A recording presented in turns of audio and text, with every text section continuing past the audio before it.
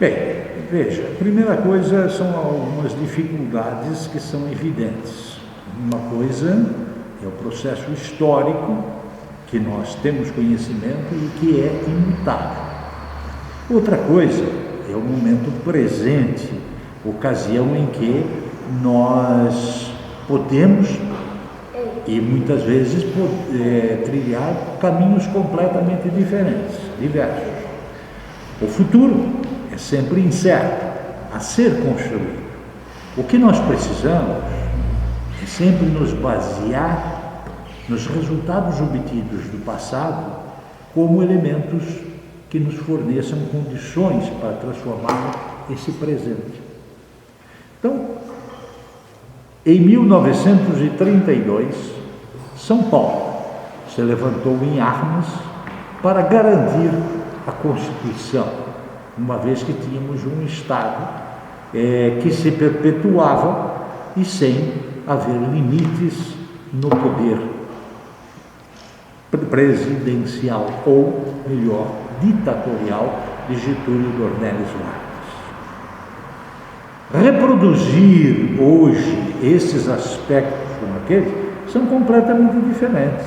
Hoje nós temos lá o nosso presidente Bolsonaro levando em consideração uma série de problemas que são completamente diversos do que nós passamos, que é o problema da pandemia, não é? E atrapalhou todo o projeto, toda a estrutura ou estratégia de governo dele.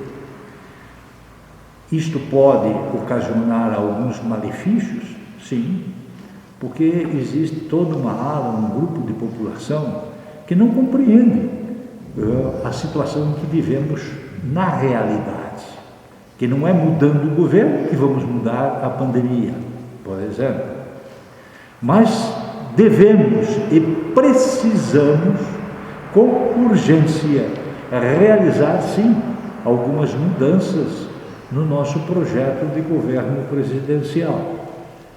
Dentre elas, por exemplo, o acúmulo de partidos políticos. São partidos políticos que nós dispomos ou são líderes ocasionais que vão conforme o interesse pessoal de cada um deles? Então nós precisamos de uma reforma do Estado brasileiro? Sim, com urgência essa reforma.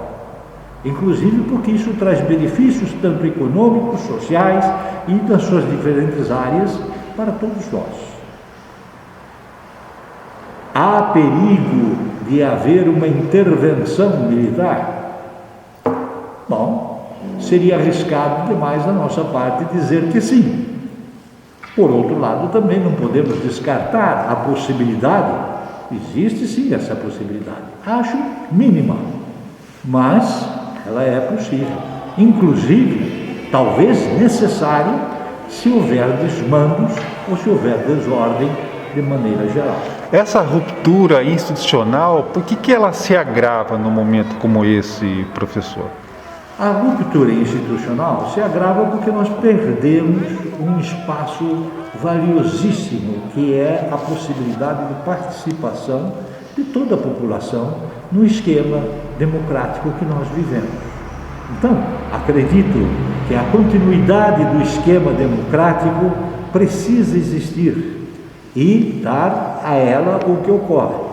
O que nós estamos precisando é de limites a esse processo de liberdade e de democracia. Nós precisamos de respeito, não somente à população, mas todos nós, em torno de um governo que venha trazer para nós os necessários avanços econômicos, sociais, científicos principalmente, ou tecnológicos, se desejarem uma melhor expressão. Agora, o senhor acredita que essa ameaça de golpe ela também pode diminuir ou não? Veja, pensar em termos de futuro, assim, é sempre um risco muito grande. Eu acredito que ela não vai nem diminuir, nem aumentar, a menos que haja ocorrências que levem a esses fatos. Do contrário, tudo vai correr diante da normalidade que nós conhecemos, até mesmo com certas indisciplinas ou certas atitudes indesejáveis com as quais nós convivemos diariamente.